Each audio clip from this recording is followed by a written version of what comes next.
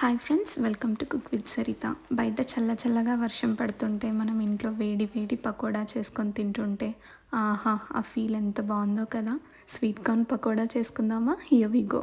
దీనికోసం ముందుగా బాయిల్ చేసుకొని పెట్టుకున్న స్వీట్ కార్న్ని లైట్గా మ్యాష్ చేసుకోవాలి.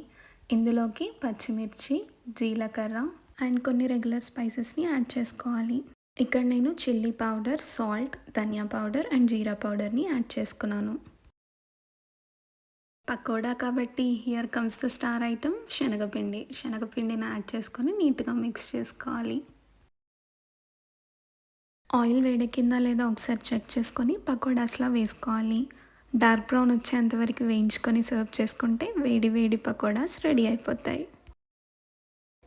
సో అలా కార్న్తో స్టార్ట్ అయిన లవ్ స్టోరీ పకోడాతో సూపర్ హిట్ బ్లాక్ బస్టర్.